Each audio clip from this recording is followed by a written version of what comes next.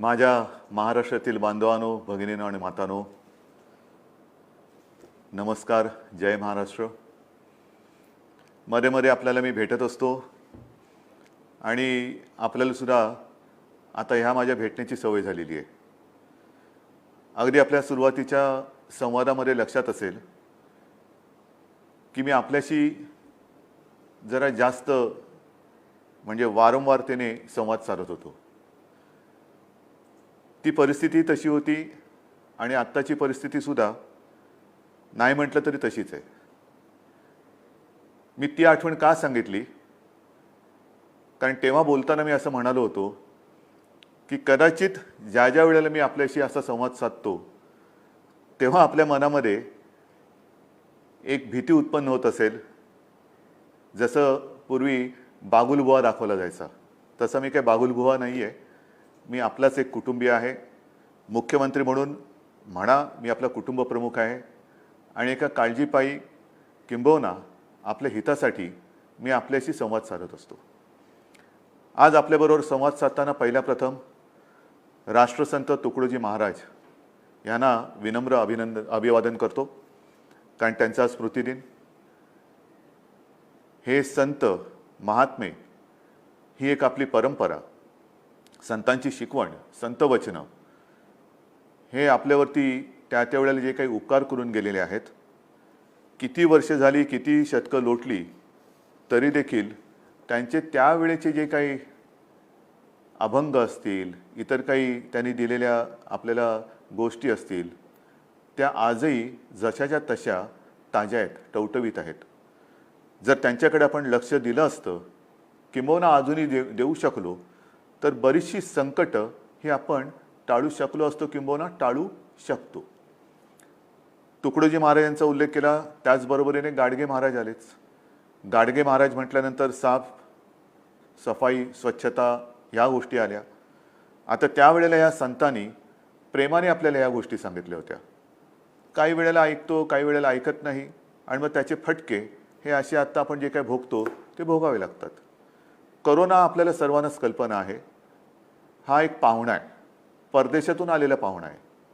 त्याचं उगमस्थान सगळ्यांनाच कल्पना आहे. चीनमधून तो जगभर पसरला. बाहेरून आलेला हा पाहुणा घरात घुसला आहे आणि आपल्याला सगळ्यांना व्यस्त करून टाकलेलं. हा पाहुणा जा म्हटलं तरी काय जात नाही आहे. कसा जाणार, कधी जाणार, ठीक आहे, या पाहुण्याबद्दल मी बोलणारच आहे. पाहुण्याचा समाचार, ह्या अशा पाहुण्याचा समाचार आपल्याला घ्यायचाच आहे. पण या सगळ्या सूचना किंबहुना काही गोष्टी आपल्याला सांगण्यापूर्वी खास करून मुंबईसाठी जो एक मोठा निर्णय आहे तो सांगून मी ह्या आपल्या संवादाची सुरुवात करू इच्छितो. आपल्याला सर्वांना माहिती आहे की विधानसभा निवडणुकीच्या आधी किंबहुना त्याच्या आधीपासून मेट्रो आणि मेट्रोसाठी आरे येथे बांधत असलेल्या कारशेडचा मुद्दा हा ऐरणीवरती आला होता.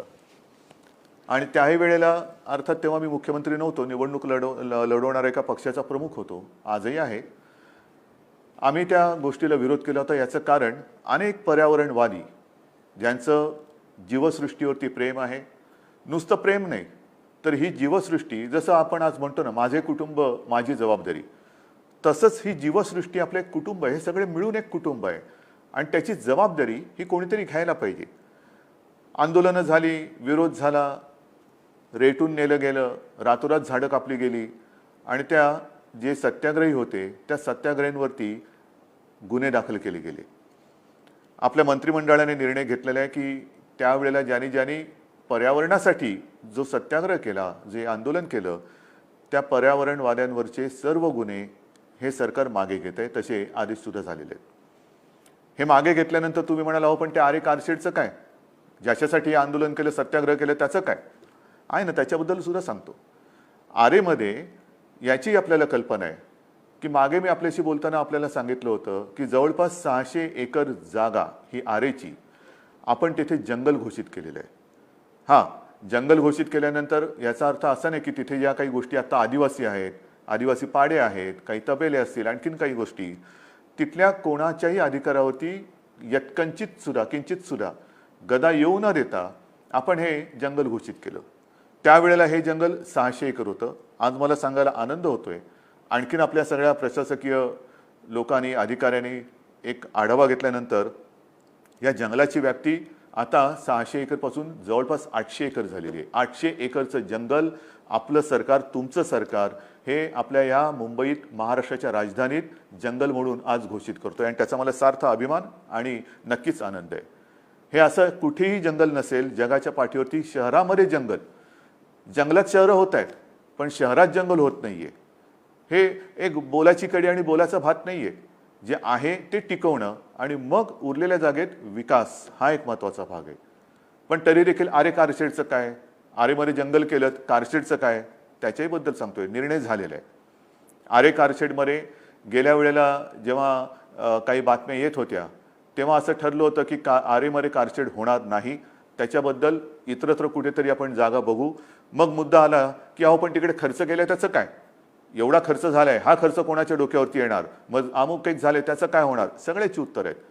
याही गोष्टीबद्दल मला सांगायला आपल्याला आनंद होतोय की आरेची जी कारशेड होणार होती ती कारशेड आता कांजूरला होणार. मग किंमत किती, भरपूर किंमत होणार. जमिनीची किंमत कोण देणार, मग झालेला खर्च वाया जाणार, प्लस हा आणखीन त्याच्यावरती खर्च. तर त्याही बाबतीत मी आपल्याला सांगतो की कांजूरची ही जागा आहे, ही सरकारची जमीन 0 रुपये किमतीने या मेट्रो कारशेडसाठी आपण दिलेली आहे आणि तिथे कारशेड करण्याचे आदेश कालच मी दिलेले आहेत. 0 पैसे, म्हणजे एक सुद्धा रुपया तिकडे लागणार नाही. ही सरकारी जमीन जनतेच्या हितासाठी आपण वापरतो.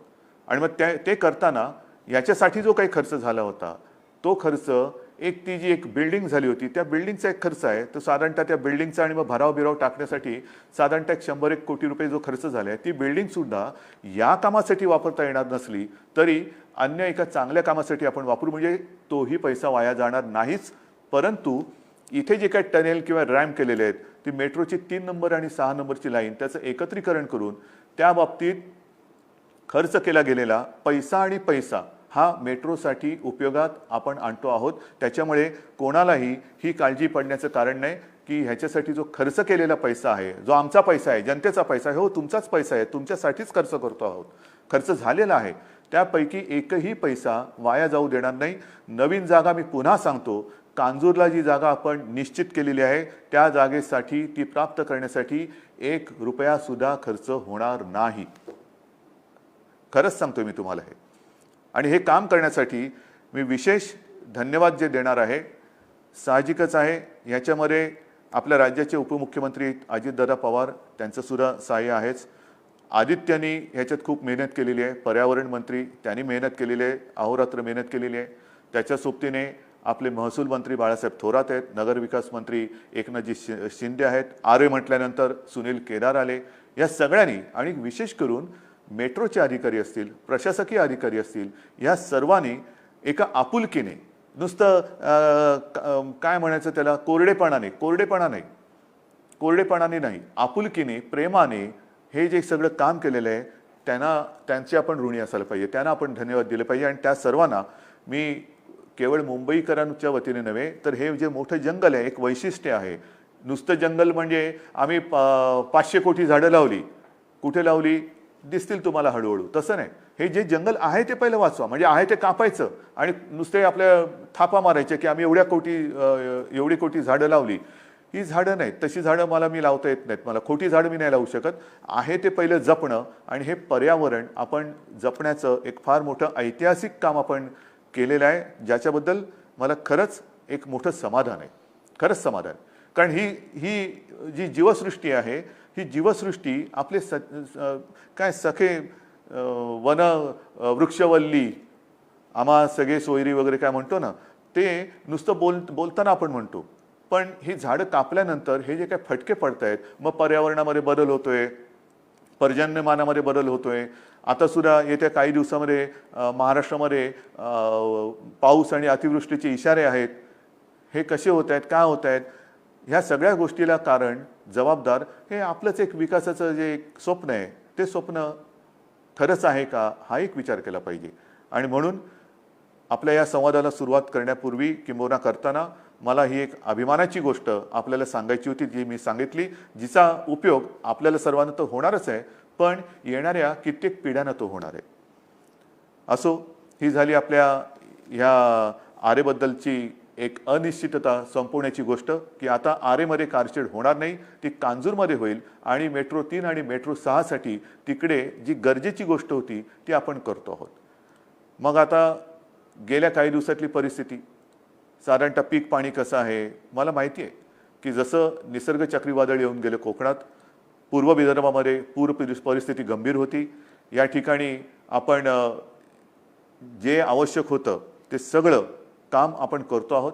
कोणाची घरं वाहून गेलेत, सामान सुमान वाहून गेलेत, जनावरं वाहून गेलेत, पिकाचं नुकसान झालेलं आहे, त्या सगळ्यांना आपण पंचनामे तर आपले जवळपास झालेले आहेत. निसर्ग चक्रीवादळाची कोकणातली मदत बरीचशी आपण केलेली आहे. पूर परिस्थिती जी विदर्भातली झाली होती त्याच्यात सुद्धा सांगली कोल्हापूरप्रमाणे आपण नुकसान भरपाई देतो आहोत.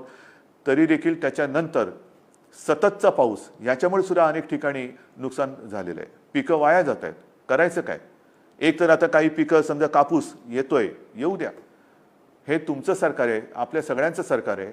जी जी काही पिकं येतील शेतकऱ्यांनो निश्चिंत राहा, तुम्हाला कुठेही वाऱ्यावर सोडणार नाही, अजिबात सोडणार नाही. कापूस असेल बाकी सगळ्या पिकांच्या बाबतीत आपण खबरदारी घेतो आहोत. जिथे जिथे नुकसान होतंय पंचनाम्यांचे आदेश दिलेले आहेत आणि यथायोग्य जी काही नुकसान भरपाई आहे आपण ती देत जातो आहोत. हे करताना आपण जी एक घोषणा केली होती, जे विकेल ते पिकेल, हे एक आपलं कृषीचं धोरण आहे. म्हणजे काहीतरी वेडवाकडं पिकवत नाही बसायचं.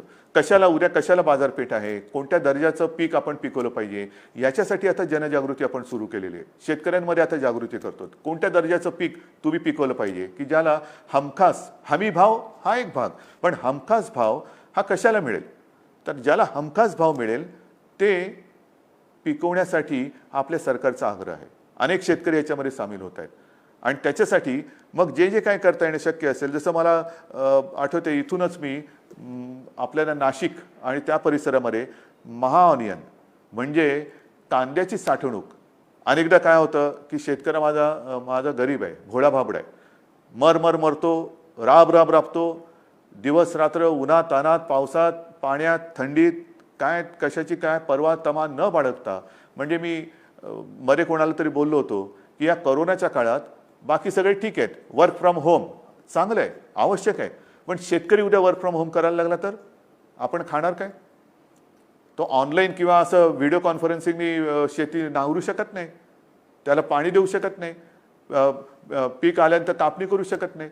त्याच्यामुळे त्याला असेल त्या परिस्थितीत राबावं लागतं, कष्ट करावे लागतात. आणि म्हणूनच मध्ये आपण पहिले जे पाऊल म्हणजे सरकारची सुरुवातच आपण जी केली ती जवळपास 29.5 लाख शेतकऱ्यांना त्यांचं पीक कर्ज मुक्त करण्यापासून केली होती. पण तरी देखील हे चक्र चालूच राहतं आणि त्याच्यासाठी मग पीक आल्यानंतर साठवायचं कुठे? त्यांच्याकडे घरामध्ये जागा नाहीये, शेतामध्ये म्हणायचं तर उघड्या बोडक्या शेतामध्ये असं ठेवू शकत नाही. म्हणून आपण महाऑनियन हा जो एक प्रकल्प सुरू केला, ती एक सुरुवात आहे. कांद्यासाठी साठवणूक केंद्र, उद्या सोयाबीन येईल, तूर येईल, तांदूळ येईल, कापूस येईल, याच्यासाठी आवश्यकतेनुसार स्टोरेज म्हणजे जिकडे कोल्ड स्टोरेज शीतगृहांची आवश्यकता आहे तिकडे शीतगृह दिली जातील, स्टोरेजची आवश्यकता आहे तिकडे गोदामं दिली जातील. आणि मग चांगली बाजारपेठ, हे बाजारपेठ आणि शेतमाल ह्यांची जुळवणूक त्या शेतकऱ्याला करून देणं या दिशेने आपण चाललेलो आहोत. पण हे करताना जसं एक मधल्या काळामध्ये मी आणि आमच्या सर्व मंत्रिमंडळातील सहकार्यांनी विविध आपल्या राज्यातील विविध कृषी संघटनांशी चर्चा केली. ती चर्चा एवढ्यासाठी केली, केंद्र सरकारने जो कृषी कायदा, कृषी धोरण एक त्यांनी मंजूर केलेला आहे, त्याचे फायदे किंवा त्याचे फटके आपल्याला काय बसतील त्याच्याबद्दल सुद्धा विचार सुरू आहे. आपल्या हिताचं काय, शेतकऱ्याच्या हिताचं काय? असं माझं म्हणणं नाही की सगळंच काहीतरी चुकीचं आहे किंवा सगळंच काही बरोबर आहे. जे बरोबर असेल, जे योग्य असेल त्याचा जरूर आम्ही स्वीकार करू. पण जर अयोग्य असेल आणि जर माझ्या कुठे शेतकऱ्याच्या पायावरती धोंडा पडणार असेल तर मात्र आम्ही ते स्वीकारणार नाही. हे आपल्या राज्याचं धोरण आहे. आम्ही जे करू ते आमच्या जनतेच्या हिताचं करू, शेतकऱ्याच्या हिताचं करू. जोर जबरदस्तीने उगाचच काहीतरी कायदा आलाय म्हणून तो जसाच्या तसा चांगला असेल, आनंद आहे. पण जर का नसेल तर मात्र या सर्व संघटनांशी आम्ही बोलतो आहोत. त्यातनं वेगवेगळ्या सूचना येत आहेत, काही आक्षेप आहेत, काही गोष्टी समजून घेण्याची आवश्यकता आहे, याच्यावरती सुद्धा आपण विचार करतो. आणि त्यांच्याशी सगळ्यांशी बोलून मग आपण ह्या कृषी धोरणाबद्दल बोलूया. एकूण काय तर हा लॉकडाऊन आता आपण हळूहळू उठवत चाललेलो आहोत आणि तो उठवत असताना बऱ्याच ठिकाणी आपण काही चांगल्या गोष्टी केलेल्या आहेत. माझ्यासमोर आहेत त्या गोष्टी. म्हणजे एक तो महाअनियन प्रकल्पाविषयी तुम्हाला सांगितलं, कृषी उद्योग यांना सुद्धा आपण एक एक एक एक एक एक ओपन करायला किंवा उघडायला आपण सुरुवात करायला देतो आहोत. हे करत असताना एक गोष्ट मात्र नक्की की प्रत्येकाने आपापली काळजी ही स्वतः घ्यायला पाहिजे, ही स्वतः घ्यायलाच पाहिजे. हे सगळे उद्योगधंदे सुरू होताना सरकार काय करते तर साधी गोष्ट आहे, आपल्याला आवश्यकतेनुसार आपण कोविडसाठी कोरोनासाठी म्हणजे कालच मी वाशिम येथे RT-PCR लॅबचं एक व्हिडिओद्वारे लोकार्पण केलं. वाशिम म्हणजे सुरुवातीला जिथे आपल्याकडे एखाद दुसरी ही लॅब होती, आता त्या लॅबमध्ये आपण किती भर घातलेली आहे. जवळपास 450च्या आसपास सरकारी आणि त्याच्यात 100च्या आसपास खाजगी ही चाचणी केंद्र आपण आज राज्यभर सुरू केलेली आहेत. खूप मोठ्या प्रमाणावर करतोय. मोठ्या प्रमाणावरती आपण रुग्णशय्या वाढवतोय, बेड्स वाढवतोय, व्हेंटिलेटरची वाढ करतोय, सगळ्या गोष्टी करतोय. कर्जमुक्ती जशी आपण केलेली आहे, विक्रमी कापूस खरेदी जशी केलेली आहे, मध्ये जी काही संकट आले आहेत त्याच्यात आपण पंचनामे करून नुकसान भरपाई जशी देतो आहोत, तशाच काही ज्या आपल्या योजना आहेत. उदाहरणार्थ आपण शिवभोजन, जी मूळ योजना आपली 10 रुपयात थाळी, ती आपण ह्या काळामध्ये 5 रुपयात थाळी केलेली आहे. आणि त्या 5 रुपये थाळीमध्ये शिवभोजनाच्या अंतर्गत आजपर्यंत जवळपास म्हणजे कोरोनाचा काळ सुरू झाल्यापासून आजपर्यंत मी आपल्याशी बोलतोय तोपर्यंत साधारणतः 2,02,00,000 थाळ्या ह्या वितरित झालेल्या आहेत. 2,02,00,000 हे आपण नाही म्हटलं तर मोठं एक काम करतो, मोठं काम करतो. आणि असं ह्या सगळ्या बाजूने आपण हे सुरू करण्याचा प्रयत्न ठेवतो आहोत, करतो आहोत. जबाबदारी आपली आहे. मी अगदी सुरुवातीच्या काळात असं म्हटलं होतं की तुम्ही जबाबदारी आणि खबरदारी आता थोडं सरमिसळ झाले. नेमकी जबाबदारी कोणी घ्यायची, खबरदारी कोणी घ्यायची? कारण हा पाहुणा काही जात नाहीये, हा आणखीन हातपाय पसरतोय. पाहुण्याला दिली ओसरी, पाहुणा हातपाय पसरी, हे हातपाय पसरत चाललंय. शहरामधून आता ग्रामीण भागात पसरतोय आणि पसरताना त्याला आता थांबवण्याची गरज आहे. थोडंसं काय झालेलं आहे, नाही म्हटलं तरी एक असं चित्र दिसतंय की आता संख्या कमी होते, आता आमच्याकडे बेड्स अवेलेबल आहेत, आता आमच्याकडे ऑक्सिजनला लागणारे रुग्णांची संख्या कमी होते आहे. खरं आहे. म्हणून मी तुम्हाला या केसेसचा आकडाच सांगतोय. जिथपासून पहिला आपल्याला पेशंट सापडला तेव्हापासून आजपर्यंत साधारणतः एकूण केसेस ह्या 15,17,434 ह्या आत्तापर्यंत म्हणजे पहिल्यापासून आत्तापर्यंत हे सगळेच्या सगळ्या ॲडमिट नाही आहेत. ते त्यातले 12,55,779 हे बरे होऊन घरी गेलेले आहेत. हे बरे होऊन घरी गेलेत. दुर्दैवाने मात्र ह्याच्यात साधारणतः 41,000 मृत्यू सुद्धा झालेले आहेत. जवळपास 41,000 मृत्यू झालेले आहेत.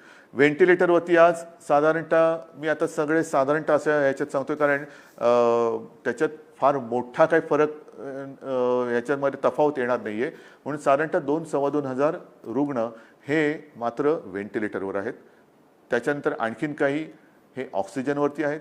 काही जण हे पॉझिटिव्ह असले तरी विना लक्षणाचे आहेत, सौम्य लक्षणाचे आहेत, काही मध्यम लक्षणाचे आहेत. ही सगळी जर आकडेवारी बघितली तर पहिल्या दिवसापासून एक गोष्ट आपण लक्षात घ्यायला पाहिजे की साधारणतः 70 ते 80% ही लोक ह्याच्यामध्ये सौम्य ते मध्यम लक्षण आहेत, ज्यांना कदाचित काही जणांना कोरोना होऊन गेला हे कळतही नसेल. काही जणांना सौम्य लक्षणं दिसल्यानंतरही कोणतेही औषध दिल्याशिवाय ते बरी होत आहेत. काही जणांना औषधोपचार केले त्याच्यानंतर ते बरे होत आहेत. मात्र काही जण मात्र यांना खूप मोठा संघर्ष करावा लागतोय. विशेषतः ज्यांना आपण कोमॉर्बिडिटी म्हणतो की उच्च रक्तदाब आहे, मधुमेह आहे, किडनीचे काही त्यांना विकार असतील, स्थूलता असेल, ह्यांना मात्र त्यांच्यावरती हा व्हायरस घातक परिणाम करतोय. मग ही वर्गवारी ठरवणार कोण ते आपल्या हातात नाही आहे. आणि त्याच्यासाठी मी वारंवार आपल्याला जे सांगतो आहे की खबरदारी आपल्याला घ्यायला पाहिजे. आपण खबरदारी घ्या, आम्ही जबाबदारी घेतो. ती जबाबदारी आम्ही घेतो आहोत. जिथे जिथे आवश्यक आहे हॉस्पिटल्स वाढवतो आहोत. ज्याप्रमाणे मी काल आपल्याला सांगितलं की वाशिममध्ये RT-PCR लॅबचं लोकार्पण केलं. परवा साताऱ्यामध्ये छत्रपती शिवाजी महाराज त्या म्युझियममध्ये आपण हॉस्पिटलसाठी ती जागा उपलब्ध करून दिलेली आहे. छत्रपतींच्या नावाने जे आपलं संग्रहालय ते संग्रहालय, कारण छत्रपती शिवाजी महाराज हे रयतेचा राजा, मग ते संग्रहालय जर आत्ता आवश्यक असेल रुग्णांसाठी तर तिथल्या लोकांना सुद्धा मला खास धन्यवाद द्यायचे आहेत की त्या अप्रतिम एका वास्तूचा आज रयतेसाठी ते उपयोग करतात, रयतेसाठी उपयोग करून देत आहेत. तिकडे हॉस्पिटल सुरू केलेले. एकूणच काय आम्ही जबाबदारी जी घेतो आहोत ती ह्या सगळ्या सोयी सुविधा वाढवण्यासाठी देतो आहे. औषधं कशी पोचतील, औषधं सर्वत्र कशी उपलब्ध राहतील त्याच्यासाठी देतो आहे.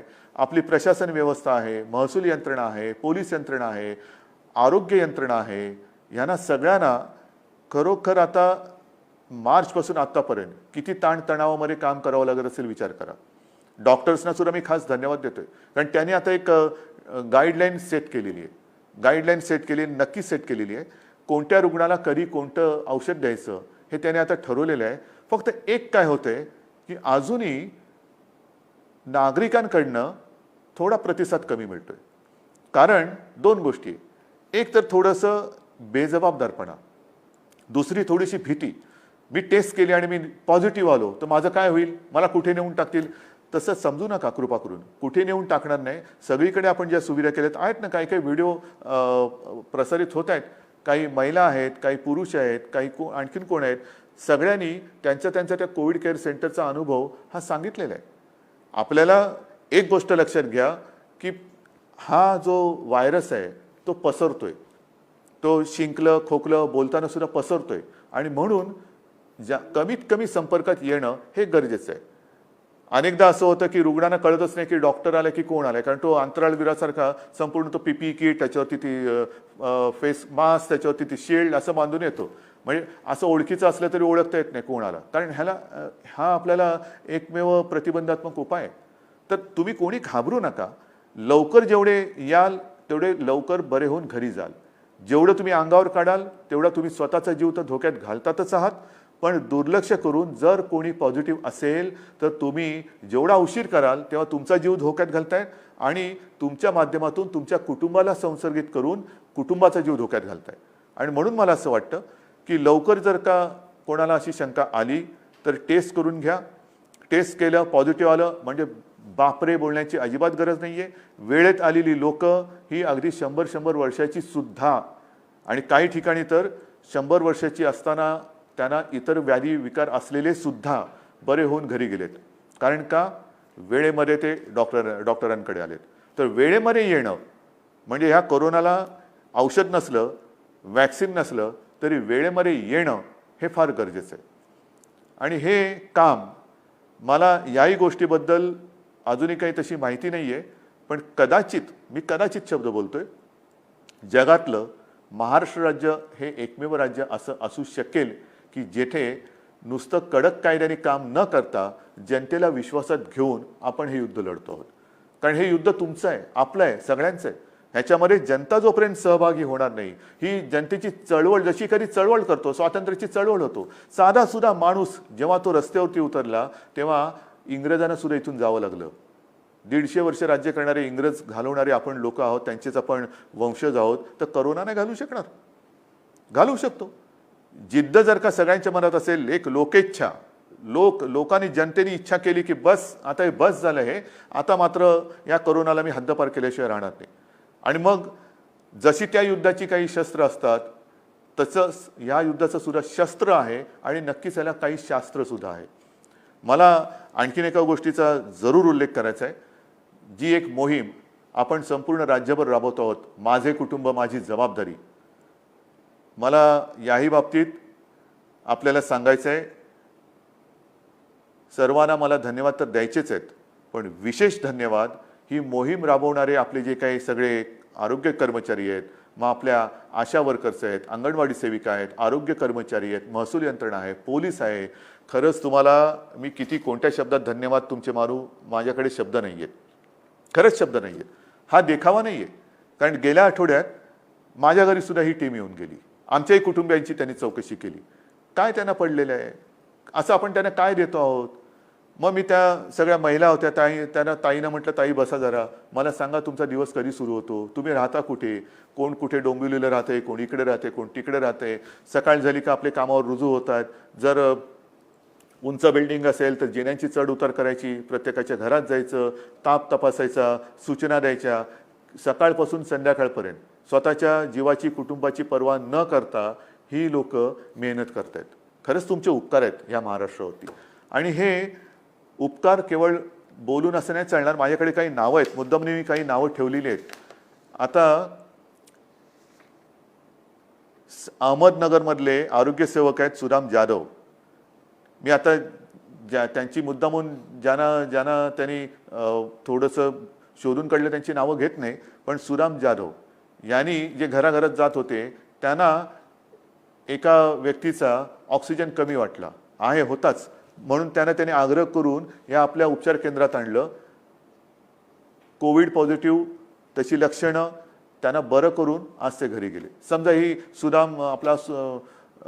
सुदाम जाधव घरी आले नसते, त्यांनी चौकशी केली नसती, त्यांनी तो ऑक्सिजन तपासला नसता, तर काय झालं असतं. अनेक जण आहेत असे. भंडारा जिल्ह्यामध्ये सुद्धा आशा वर्कर ज्या पुष्पा वाढई आहेत, यांना सुद्धा एक महिला गरोदर होती, त्यांचा ऑक्सिजन त्यांना कमी वाटला, म्हणून त्यांनी सांगितले, आग्रह केले की चाचणी करून घ्यायची, कोविडची चाचणी करा. तर चाचणीला त्यांनी हे केल्यानंतर त्या कोविड पॉझिटिव्ह निघाल्या. ज्या त्यांना होत्या त्या ज्यांच्याबद्दल थोडंसं त्यांना एक संशय आला, त्या कोविड पॉझिटिव्ह निघाल्या, त्या गरोदर होत्या भगिनी. पण चाचणी झाल्यानंतर कळलं आणि कळल्यानंतर उपचार झाला, आज त्या सुखरूप आहेत, आज व्यवस्थित आहेत.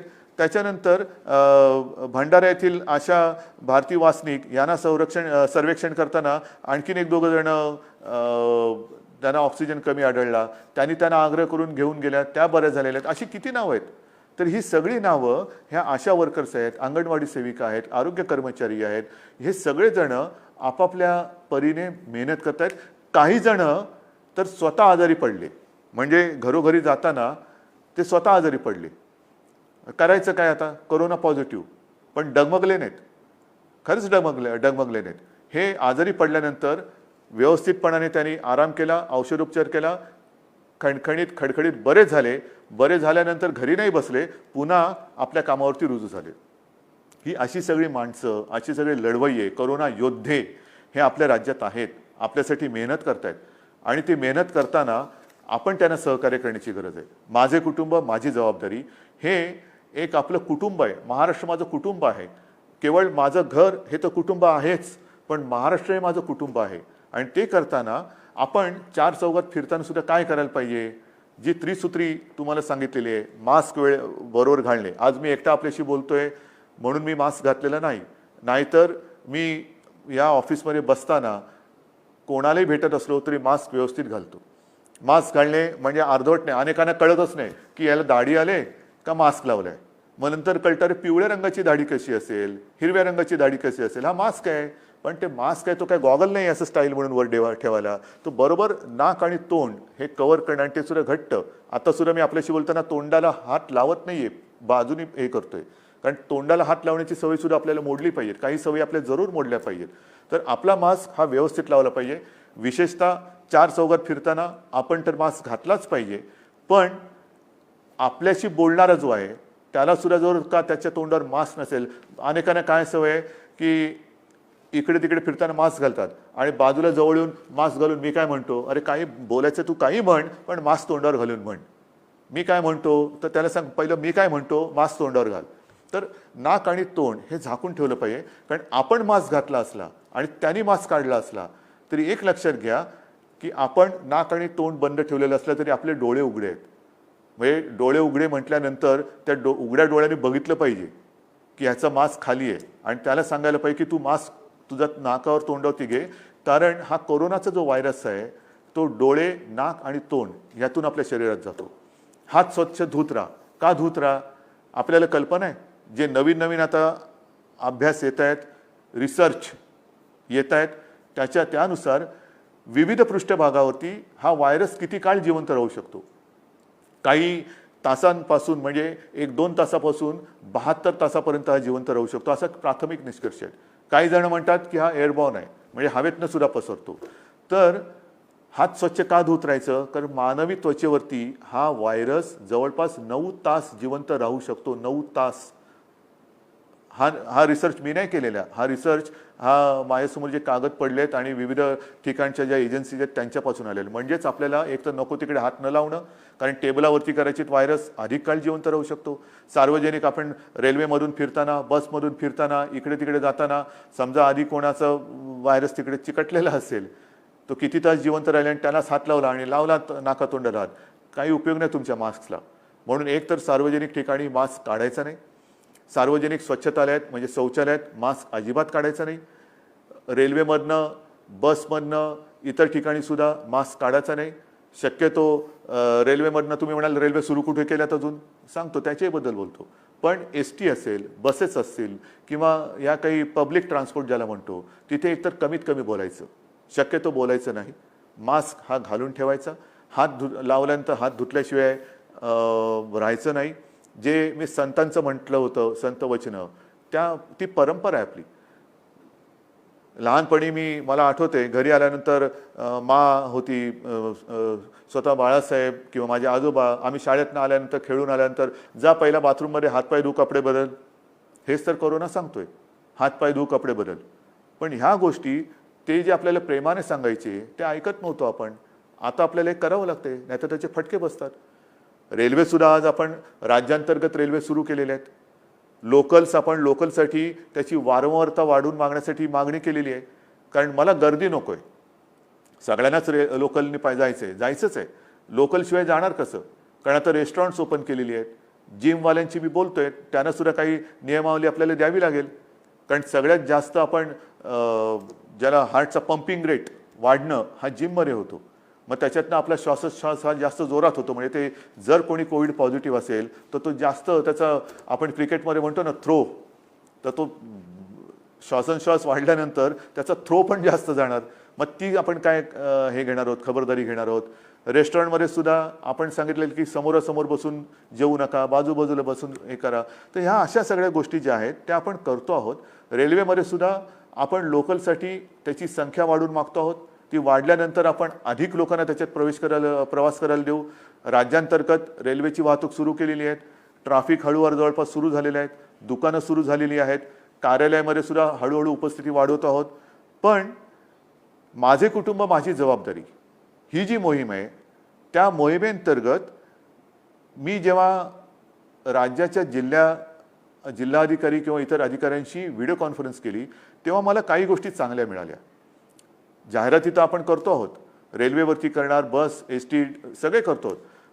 कोल्हापूरमध्ये त्यांनी मला सांगितलं की साहेब, आम्ही आमच्या दुकानावरती स्टिकर लावलेले आहेत, प्रवेश मास्क नाही, प्रवेश नाही, नो मास्क नो एंट्री. किती सोपी गोष्ट आहे. No mask no entry, mask नाही, प्रवेश नाही. म्हणजे अगदी रिक्षा असेल, टॅक्सी असेल, बस असेल, दुकानं असतील, कार्यालय असेल, सगळीकडे हे एक सूत्र, ज्याच्या तोंडावर मास्क नाही त्याला प्रवेश नाही. दुकानदाराच्या तोंडावर मास्क नाही, बाबा तुझ्या दुकानात मी प्रवेश करणार नाही. तर ही जर का गोष्ट प्राथमिक आपण पाळली आणि ह्या गोष्टी जर का आपण अंगावळी पाडून घेतल्या, या जीवनशैली आपण अंगीकारली, तर मला असं वाटतं वॅक्सिन येईल तेव्हा येईल, औषधं येईल तेव्हा येतील. परंतु आपण मात्र जसं self defence, black belt, mask हा आपला ब्लॅक बेल्ट आहे. मास्क हा आपला ब्लॅक बेल्ट आहे. साधारणतः आपण म्हणतो ना की अरे याच्या नादी न लागलेलं बरं, हा ब्लॅक बेल्ट आहे, काय कुठे काय हाणेल आपल्याला सांगता येत नाही. तसं मास्क आहे म्हटल्यानंतर व्हायरस बोलेल याच्या नादी न लागलेलं बरं, हा ब्लॅक बेल्ट आहे मला. तर हे सत्य आहे. आणि म्हणून मी आपल्याला परोपरीने सांगतो आहे की ज्या गोष्टी आपण करतो आहोत त्या गोष्टी पुन्हा बंद करण्याची वेळ येता कामा नये. कारण परदेशांमध्ये जिथे जिथे थोडीशी लाट कमी झाली असं वाटलं, जसं आज आपल्याला थोडंसं वाटतंय, बेड्स उपलब्ध आहेत, आता काय करू, बंद करू का? नाही, ते बेड्स सर्वदा रिकामे राहावेत ही माझी इच्छा आहे, हा माझा प्रयत्न आहे. पण परदेशामध्ये मग युरोप असेल, अमेरिका असेल, इस्रायल असेल, इथे काही ठिकाणी काही अंशी पुन्हा लॉकडाऊन करतायत. पुन्हा लॉकडाऊन. मला असं वाटतं ब्रिटनमध्ये तर त्यांनी जी नियमावली दिलेली ती त्यांनी सांगितली की किमान पुढचे 6 महिने नियमावली राहील. म्हणजे लग्न समारंभ असतील तर उपस्थिती कमी राहील. शाळा, कॉलेजेस ह्याच्याबद्दल सुद्धा त्यांनी केलेलं आहे. मास्क नसेल तर कडक दंड आहे. फार मोठ्या पैशांचा ते दंड लावतात. मला या गोष्टी आत्ता तरी करायच्या नाही आहेत. पण जर का आपण खबरदारी घेतलीत आणि नाही घेतली तर म्हणजे आपण आता विचार करा, मास्क हवा की लॉकडाऊन हवा, हात धुत राहणं बरं की लॉकडाऊन बरा, एकमेकापासून अंतर ठेवणं बरं की लॉकडाऊन हवा, कामावरती न जाणं जायला हवं की न जाणं हवं, अनावश्यक घराबाहेर पडू नका, उगाचच इकडे तिकडे भटकू नका. आपल्याला कोणत्याही परिस्थितीत पुन्हा लॉकडाऊन करावा लागेल अशी परिस्थिती राज्यात निर्माण होऊ द्यायची नाहीये. आणि मला खात्री आहे तुमचं नाही म्हटलं तरी या सरकारवरती आमच्यावरती एक प्रेम आहे, विश्वास आहे. आजपर्यंत सर्व धर्मियांनी जे जे काही मी सांगत आलो ते पाळलेलं आहे. गणपती येऊन गेले, नवरात्री येत आहेत, दिवाळी येते आहे, म्हणून मी मंदिरांच्या बाबतीत सुद्धा थोडासा हळुवारपणाने जातोय. कारण काही जण असं म्हणतात हे उघडलं आणि ते उघडत नाही. थांबव बाबा, तुमच्यावरती जबाबदारी नाही, जबाबदारी आमच्यावरती आहे. आमच्यावरती जबाबदारी आहे आणि नुसती जबाबदारी नाही आहे, आमच्या जनतेवरती प्रेम आहे आणि म्हणून आम्ही या गोष्टी करतोय.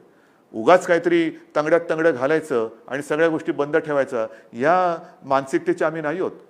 पण नवरात्र आता आलेलं आहे, त्याच्यानंतर दिवाळी आहे, इतरही धर्मियांचे सण येत आहेत. आपल्याला खूप खूप काळजीपूर्वक एक एक गोष्टी करत जावे लागणार आहेत. कारण हळूवार आपण सगळे दार उघडतो आहोत. या उघडलेल्या दारातून सुबत्ता आली पाहिजे, समृद्धी आली पाहिजे, कोरोना व्हायरस येता कामा नये.